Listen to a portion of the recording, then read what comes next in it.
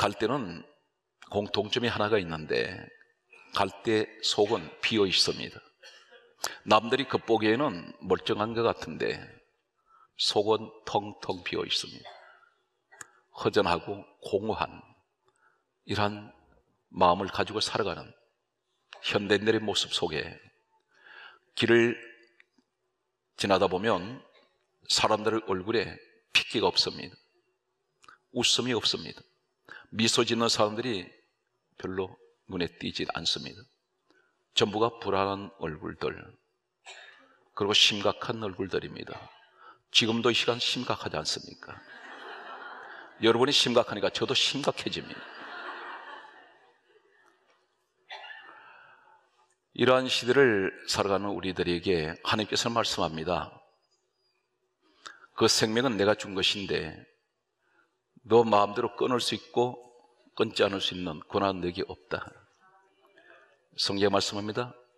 하나님은 상한 갈대를 꺾지 아니하신다 있습니다. 갈대가 병들었습니다. 멍들었습니다. 상해버렸습니다. 이 갈대는 잘릴 수 있습니다. 그러나 하나님은 그 갈대를 자르지 않겠다는 것입니다. 꺼져가는 등불을 끄지 않는다고 말씀합니다. 시한부 인생을 살아가시는 분들이 있습니다. 병원에서 요양원에서 그분들은 죽음을 기다리고 있는 분들이 있습니다. 그러나 하나님이 이렇게 말씀합니다. 그럴지라도 꺼져가는 등불을, 그 인생의 등불을 내가 끄지 않을 것이야. 시한부 인생에서 다시 회복되는 사람들이 있습니다. 예수님께서 이 땅에 오신 이후에 마태복음 12장 20절은 예수님이 친히 이렇게 말씀하셨습니다.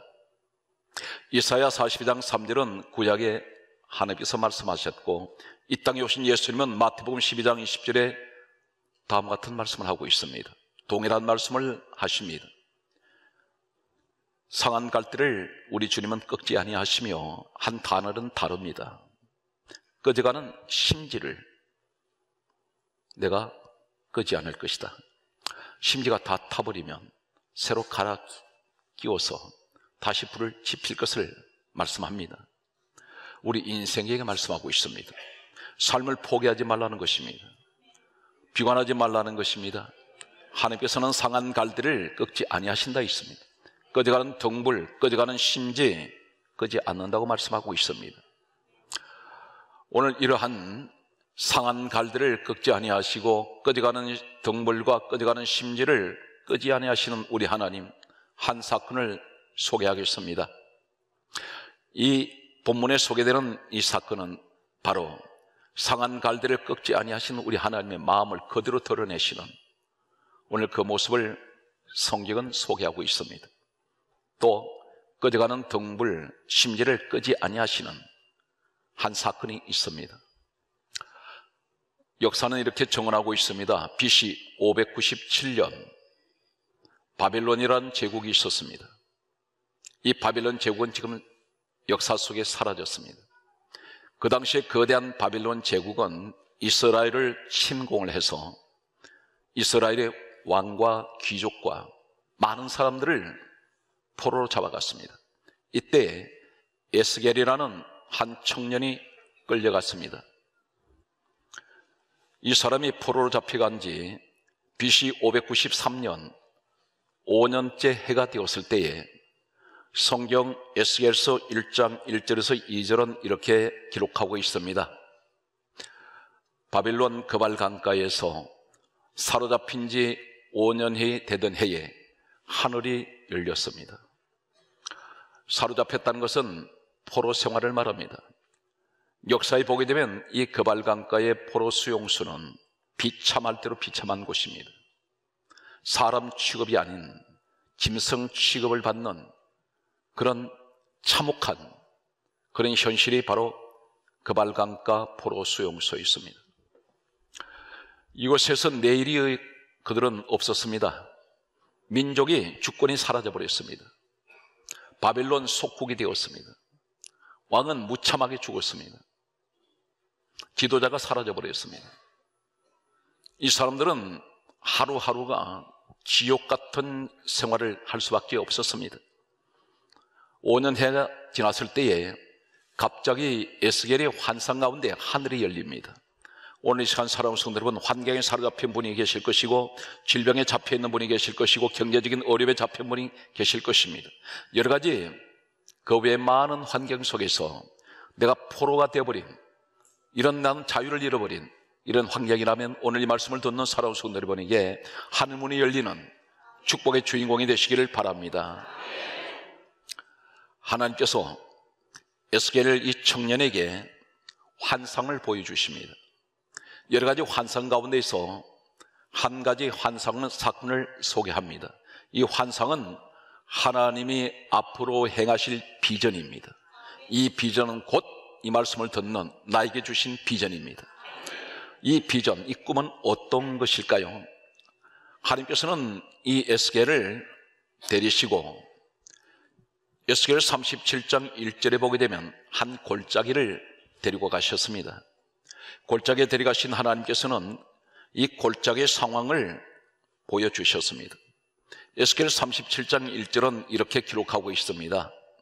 에스겔에게 보여주신 그 환상은 다음과 같았습니다. 골짜기에 뼈가 가득하더라, 이렇게 기록하고 있습니다. 뼈가 태산을 이루고 있습니다. 누구 뼈인지 모르겠습니다. 사방에 흩어져 버린 뼈, 무더기로 쌓여 있습니다. 그러면서 성경이 이렇게 강조하고 있습니다. 에스겔 37장 2절 말씀에는 다음같이 또 이렇게 기록하고 있습니다. 골짜기에 뼈가 심히 많고 아주 말랐더라, 이렇게 기록하고 있습니다. 심히 많다는 것은 수를 헤아릴 수 없을 만큼 끝없이 이 뼈가 태산을 이루고 있었습니다. 아주 말랐더라는 이 말은 원어의 해석은 다음과 같습니다.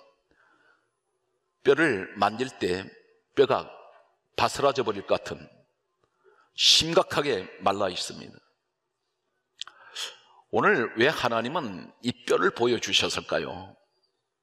지금 사로잡힌 지 5년째가 되어서 고통 가운데 있는 이 사람,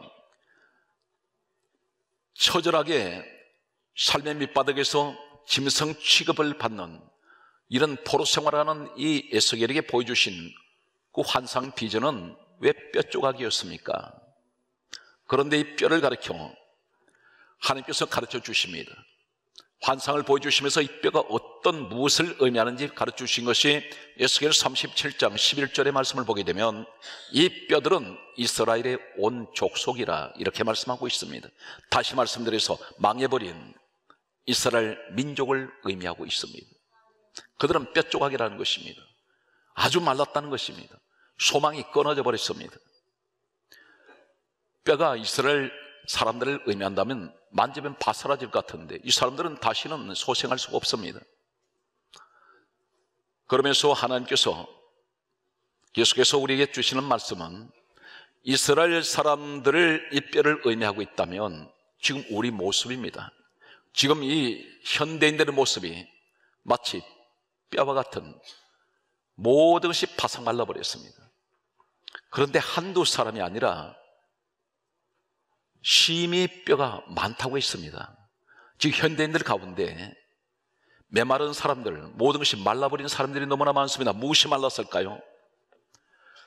우리나라만 얘기한다면 한국 교회에 예배를 드리는 사람들이 성전에 가득합니다. 그런데 그들의 마음속에 예배는 드리고 있어도 이미 은혜가 말라버린 지 오래되었습니다. 심령의 은혜가 말랐습니다. 은혜는 어떤 것입니까? 예배를 사모하는 마음이 불일 듯이 일어납니다. 은혜 생활하면. 그리고 하나님 앞에 예배를 드릴 때마다 감사와 기쁨이 쏟아집니다. 그런데 내 마음속에 은혜는 이미 사라진 지가 오래되었습니다. 삭막한 마음에 어쩌면 찬바람이 냉기가 도는, 너무나 내 마음속은 허전하게 비어 있습니다. 교회에 나와서 앉아있지만 마치 나무 토막처럼 앉아있습니다. 감각이 없습니다. 말씀은 듣고 있지만 예배를 드리고 나서는 순간 잊어버렸습니다. 무슨 말을 들었는지도 기억이 나지 않습니다. 그리고 우리는 한 가지를 스스로 자위합니다. 예배 드렸다고. 그것은 만족합니다. 그리고 그 다음날 주일 되면 또 교회에 나옵니다. 현대인들의 신앙의 모습입니다. 말라버렸습니다. 교회 안에서 모든 종교 가운데 가장 강조하는, 사랑을 강조하는 종교가 어딘가요? 교회입니다. 그런데 정작 교회 안에 들여다보면, 하나님 말씀의 현미경으로 들여다보았더니 교회 안에는 사랑이 없습니다. 사랑을 가장 많이 강조하지만 정작 사랑의 모습을 가진 분은 많지가 않습니다. 이해하려고 하지 않습니다. 용서하려고 하지 않습니다. 성도 간의 사소한 일로 부딪혀서 교회를 뛰쳐나가 버린 사람들이 있습니다. 사랑도 말랐습니다. 은혜도 말랐습니다. 감사도 말랐습니다. 여러분, 가정은 어떠신가요? 가정에 마치 뼈조각처럼 아주 말랐더라. 이스라엘 백성들의 모습을 보여주시면서 바로 우리의 모습을 보여주고 있습니다. 우리 가정은 사랑이 말랐습니다. 감사도 말라 있습니다. 늘 불평과 원망, 그리고 아집, 질투의 소리, 이런 소리만 들려옵니다. 심지어 대화가 되지 않을 때 주먹이 오고 갑니다. 이러한 현대인들의 모습 속에 어쩌면 이 에스겔에게 보여주신 그 골짜기의 마른 뼈가 우리의 모습인지 모릅니다. 마른다는 의미는 어떤 것인가요? 뼈가 아주 말랐더라, 이 말은 지금 우리 현대인들에게는 수많은 병들이 노출되어 있습니다. 사방에 이 병들이 잠복하고 있습니다. 병이 몸속에 들어오면 공통적인 것은 몸이 말라갑니다. 점점 육신이 말라가고 있습니다. 질병으로 말라가고 있습니다. 메마르고 있습니다. 경제적인 것도 마찬가지입니다. 물질이 메말라 버렸습니다. 이런 상황이 있을 때에 에스겔 37장 11절은 이 사람들이 이렇게 말하고 있습니다. 우리의 뼈들이 말랐고 우리의 소망이 없어졌으니 우리는 다 멸절되었다. 이 사람들 입에서 그렇게 말하고 있습니다. 이제 우리는 뼈들이 말라버렸습니다. 그리고 우리는 소망이 없어져 버렸다 했습니다. 포로 생활에서 그들은 절망하고 있습니다. 그러면서 하는 말이 우린 다 멸절됐다, 망했다는 것입니다. 민족도 망했고 가정도 망했고 사업도 망하고 모든 이 직장생활도 우린 다 인생이 망해버렸다는 것입니다. 그때에 하나님께서 에스겔에게 다음과 같이 물으십니다. 에스겔 37장 3절 말씀을 보면 이렇게 말씀합니다. 인자야, 이 뼈들이 능히 살겠느냐? 이렇게 물으셨습니다. 그때 에스겔이 당연히 이렇게 말했어야 옳았습니다. 하나님께서 하시면 능히 살릴 수 있습니다. 이렇게 말했어야 하는데 이 사람이 뭐라고 말합니까? 주께서 아십니다. 이 말이 무슨 말이냐면 마음의 회의를 가지고 있습니다. 계속되는 환난과 고난이 이 에스겔에게 계속해서 겹치고 나라가 완전히 눈앞에서 초토화되어 버리고 가족들은 뿔뿔이 흩어져 버리고 어디로 갔는지조차 생사를 알 길이 없습니다. 이런 과정이 있을 때에 과연 하나님이 살아계신다면 우리 민족을 이대로 두시지 않았을 텐데, 이 사람이 한편으로는 하나님을 찾고 하나님은 의지하며 그러나 하나님의 종으로서 그 시대에 귀하게 서셨습니다. 그러나 참혹한 현실을 바라볼 때 하나님은 계시지 않는 것 같습니다. 우리 모습일 수 있습니다. 열심히 기도했고 믿음대로 살았습니다. 그런데 막상 어려움이 계속 닥치고 또 닥치고 계속될 때에 때론 이런 회의가 내 마음에 들어올 때가 있습니다. 하나님 정말 살아계신다면 나를 이렇게 내버려 주시지 않을 텐데. 에스겔이 고백하는 주께서 아십니다, 이 말은 이 사람이 자신 있게 말하지 못하고 있습니다. 그때 하나님께서는 아랑곳하지 않습니다. 하시는 말씀이 다음 같은 말씀을 합니다. 에스겔 37장 4절에 말씀하시기를 너는 이 뼈들에게 대언하라, 이렇게 말씀합니다. 그리고 그 뼈들에게 이렇게 말하라고 말씀합니다. 마른 뼈들아, 여호와의 말씀을 들을지어다. 하나님 말씀을 들으라는 것입니다. 여기서 대언이란 말이 나오고 있습니다. 그러면서 성경 계속해서 이렇게 말씀하고 있습니다. 에스겔은 하나님 말씀을 듣고 그가 하나님 말씀을 대언하기 시작합니다. 그러면서 성경이 이렇게 강조하고 있습니다. 에스겔 37장 7절 말씀을 보게 되면 이 에스겔이 마른 뼈, 태산을 이루고 있는 마른 뼈들을 향하여 이렇게 말합니다. 그가 하나님 말씀을 대언할 때에 성경은 놀라운 사건을 소개하고 있습니다. 뼈들에게 소리가 납니다. 그리고 뼈가 움직이기 시작합니다. 그러면서 이 뼈, 저 뼈가 서로 들어맞습니다. 그리고 서로 연결됩니다. 이 말이 무슨 말입니까? 사방으로 흩어졌던 뼈들이 모두가 전부가 이 뼈들의 제자리를 찾아가고 있습니다. 오늘 이 말씀을 듣는 이 시간, 내 가정에 흩어져 버렸던 마음이 흩어지고 물질이 흩어지고 그리고 성도들이 가정의 모든 가족들이 생각이 다 흩어졌던 것들이 오늘 이 말씀을 듣는 순간에 주여 내 가정의 모든 것이 제자리를 찾아가게 하여 주시고 연결되게 하여 주시옵소서. 이 민족의 국론이 분열된 것들이 하나님 말씀을 통해서 모두가 서로 연결되게 하여 주시고 질서정연하게 제자리를 찾게 하여 주옵소서. 여기서 대단히 중요한 말씀이 나옵니다. 대언하여, 대언하여, 대언하여. 계속해서 에스겔 37장은 대언이란 말이 계속 소개되고 있습니다. 이 말이 무슨 말이냐면 너 말도 감정대로 네 생각대로 말하지 말고 하나님 말씀을 너는 가감없이 그대로 들은 대로 전하라는 것입니다. 이것이 대언입니다. 말 섞지 말라는 것입니다. 성경 말씀은 이렇게 말씀하고 있습니다. 잠언 30장 6절에 말씀하시기를 너는 하나님 말씀에 다른 것을 더하지 말라.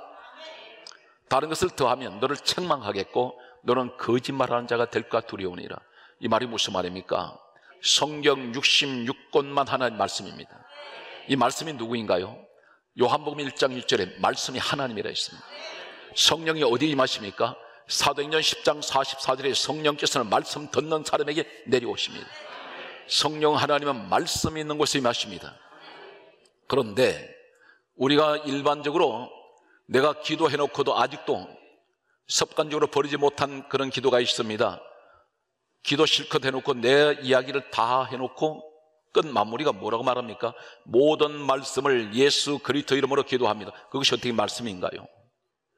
내 기도일 뿐입니다. 말씀을 남용하면 안 됩니다. 요한계시록 22장은 성경 66권의 마지막 책이며 마지막 장입니다. 여기 18절에서 19절의 마지막 결론이 이렇게 말씀합니다. 모든 성경이 끝날 때 하시는 말씀이 이 말씀 외에 다른 것을 더하거나 빼면 그것을 전하는 자는 재앙을 내리시겠다 했습니다. 그래서 말씀을 함부로 남용하지도 말고 말씀을 함부로 그것을 가지고 세상 소리를 하면서 말씀이라고 말하지 말라는 것입니다. 한 가지 에덴 동산에서 사단 마귀로부터 죄가 시작되었는데 이 죄가 어디부터 시작될까요?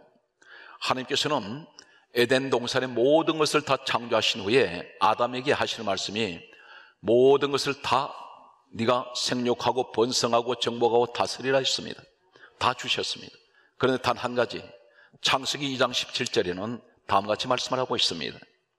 너는 선악을 알게 하는 나무의 열매는 먹지 말라. 먹는 날에는 반드시 죽으리라. 이렇게 말씀하셨습니다. 그런데 하와가 마귀와 대화를 할 때 창세기 3장 3절에 말을 완전히 변질시켜버립니다. 뭐라고 말하냐면 하나님 말씀에 이렇게 말합니다. 이 하와가 하는 말이 하나님 말씀에 이 말이 왜 나오느냐면 뱀이 너희 하나님의 선악과 먹지 말라더냐 이렇게 말했습니다. 그랬더니 그 말을 받아서 하와가 한 말이 창세기 3장 3절에 하나님 말씀에 먹지도 말고 만지지도 말라. 언제 만지지 말라 그랬습니까? 먹지 말라 그랬습니다. 하와가 말을 보태버립니다. 그리고 여기서 하나님께서는 창세기 2장 17절에 너라고 했는데 하와는 마귀한테 뭐라고 말하냐면 하나님 말씀에 너희가 이렇게 말을 바꿔버립니다. 그리고 반드시 죽으려 했는데 반드시는 빼버립니다. 그리고 하는 말이 죽을까 하노라. 하나님이 죽으리라 했습니다. 그런데 죽을까 하노라고 말을 바꿔버립니다. 우리가 성경 읽을 때는 거의가 같은 말 같은데 전혀 다릅니다. 여기서 마귀한테 이 하와는 유혹에 빠져버립니다. 사랑하는 성도 여러분, 하나님 말씀은 말씀으로 들어야 됩니다. 예배 때는 성경 66권에 기록된 말씀만 들으십시오. 그래서 에스겔은 하나님 말씀을 그대로 대언을 했습니다. 자기 생각이 들어가지 않습니다. 자기 감정이 들어가지 않습니다. 말씀이 있는 그대로 전했습니다. 오늘 이 자리가 바로 하나님 말씀을 그대로 대언하는 이 축복의 자리가 되시기를 축복합니다. 성경을 소개하겠습니다.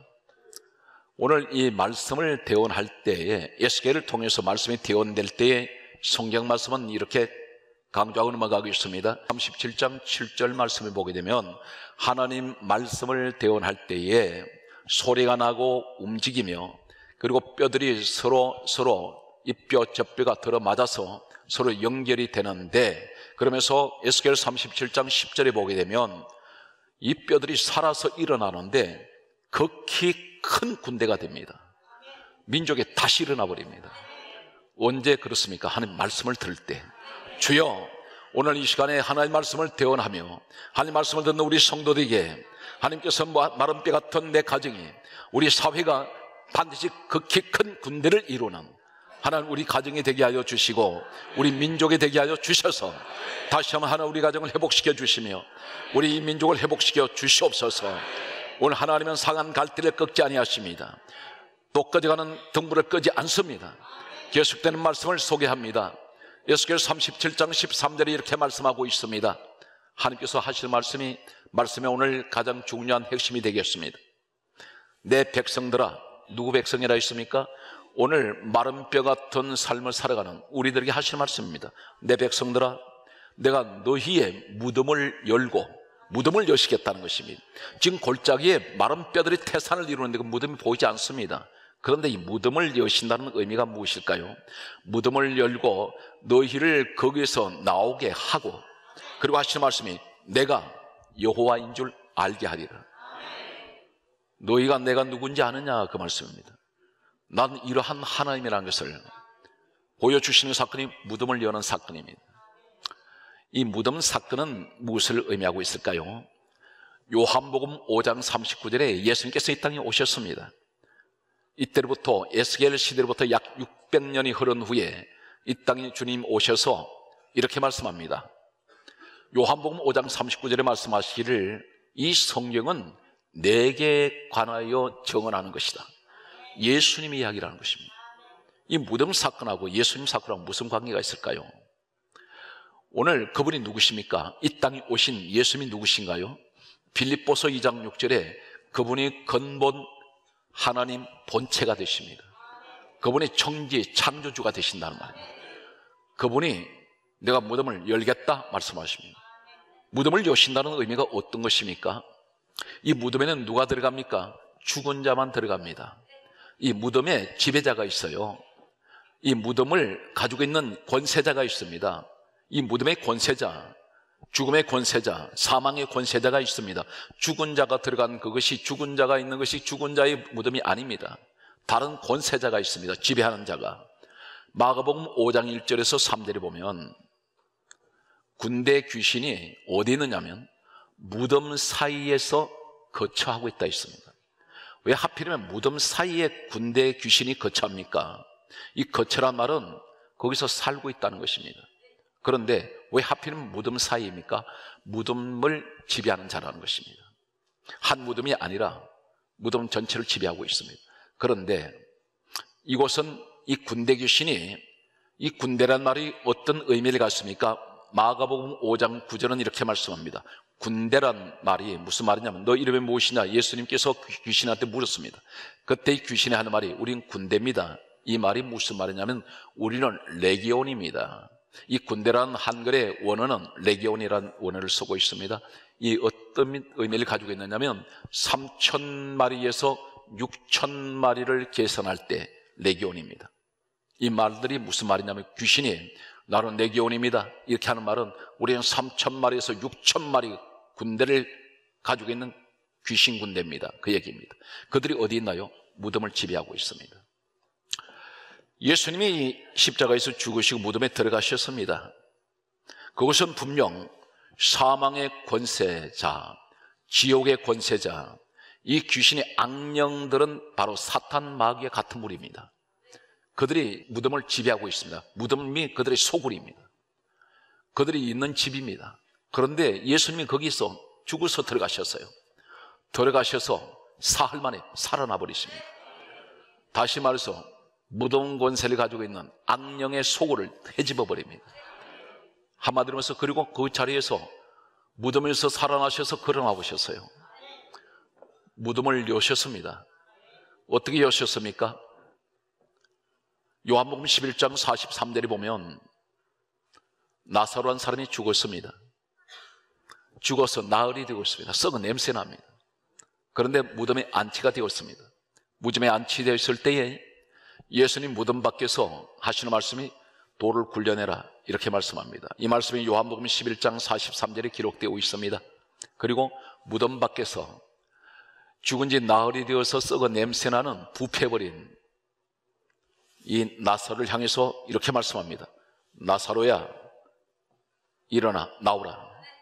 이 말씀이, 하나님 말씀이 어디로 들어갑니까? 사망의 권세가 있는 무덤 안으로 말씀이 들어가 버립니다. 말씀에 들어갔을 때 죽어있는 자가 살아나옵니다. 하나님께서 무엇을 하시나요? 사단 마귀를 이기셨습니다. 사단 마귀의 소굴을 완전히 부숴버립니다. 죽은 자만 있는 이 사단이 지배하고 있는 이곳에 나사로를 살려내시고 불러내십니다.